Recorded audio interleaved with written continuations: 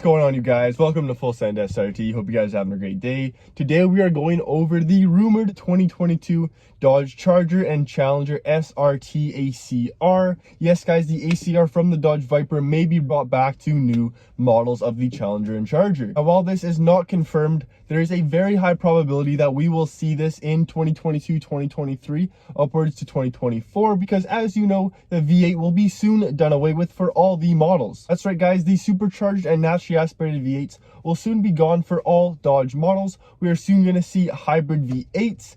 And I'm not sure if we're going to have that real V8 sound anymore. So I think Dodge is going to put out as many limited production models as they can before they can't do it anymore. This was evident in the Hellcat Durango. Like, let's be honest, guys, whoever thought they were going to put the Hellcat engine in a 7-passenger Durango? Not me, and sell it for 150,000 Canadian or about 130 American. That was only a 1-year production ran vehicle, so I'm sure they might do this with a few other vehicles before they release the first ever fully electric muscle car. So if y'all are new to Full Send SRT here on the channel, we cover everything muscle car. I have my Jeep Grand Cherokee Trackhawk here. I have two 2021 Jeep Grand Cherokee 80th anniversary editions, and I'm currently building the world's first ever 1966 Chevy C10 ZR1. That's right, guys, I'm throwing a ZR1 LT9 750 horsepower engine in a 1966 Chevy truck. So if you're into that, consider hitting that subscribe button, like squad, and let's get right into the Dodge Charger Challenger ACR editions. Okay, guys, so let's start off with body design and platforms.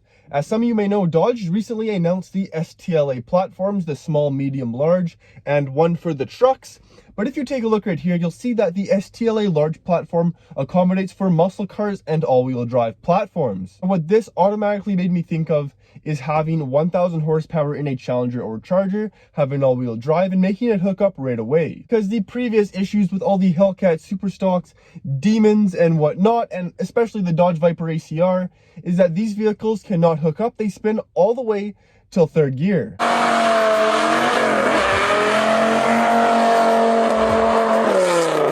Which is honestly pretty cool, but when it comes to actual effectiveness of having that 700 horsepower, there's no point. You're almost better off just getting a scat pack because you can actually put the power down in a race. If you guys don't have the proper tires on your Hellcats, which a lot of you don't, because as you may know, all the Hellcats came with all-season tires. I think they're like 275s, which are absolutely ridiculous for a vehicle of that power. Those tires, you will absolutely not be able to put any of that power down until about 5th gear, and you'll just continue to spin out. So like I said, while this may be fun, you can burn some rubber, the effectiveness is almost none. I know a guy who tuned his Charger Hellcat to about 800 wheel horsepower, and he actually spins till 5th gear. It would be very nice if we could see Hellcats and whatnot with the all-wheel drive platform, maybe with a combination of rear-wheel drive as well, with a touch of a button, just like the BMW M5. And when it comes to body design, I think the ACRs will look similar to this right here.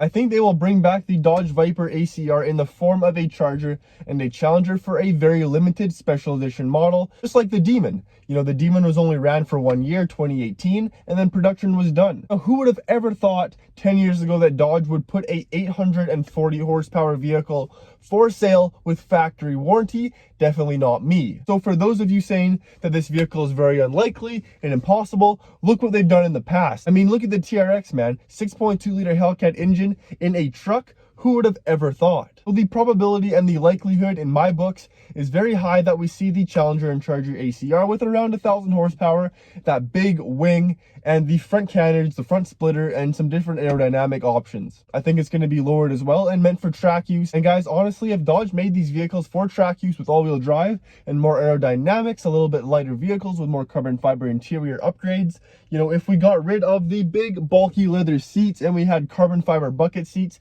they would make that vehicle an absolute track weapon. And guys, to be honest, I was thinking about taking the back seats out on my Trackhawk.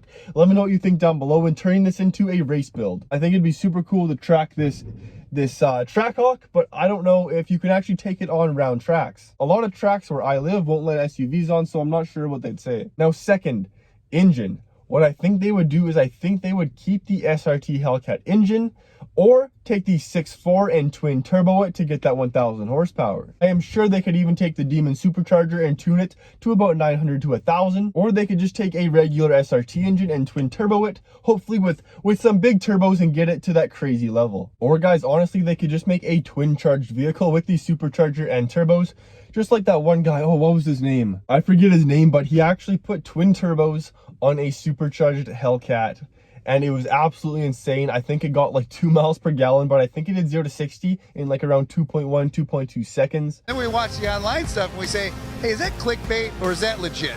So we're like, you know what? Let's help find out. So we gave out 5 Hellcats.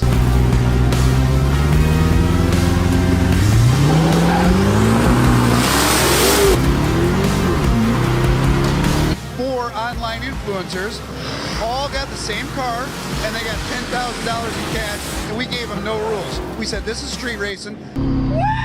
This thing is absolutely insane, so I wonder if Dodge would make something similar to that for a limited edition ACR model. And when it comes to price of the potential Dodge Challenger and Charger ACR, I think we're going to see it upwards of $150,000 to $200,000, competing with the Corvette ZR1. As you may know, the 2019 ZR1 was only made for 1 year, and they're going upwards of $250,000 to $300,000 right now here in Canada. So guys, that's pretty insane. I think this vehicle, or these vehicles, will be very collectible and desirable because the ACR name is absolutely legendary, and it's kind of a shame that it died off in 2017 with the Viper ACRs, but I hope they bring it back. I think seeing that big wing on these vehicles would be absolutely crazy, and seeing these vehicles made for the track would be even crazier. So if you guys enjoyed today's video, consider hitting that subscribe button, guys. Hit that bell notification for upcoming videos. Like squad, and we'll see you in the next one. Full Send SRT signing off. Peace.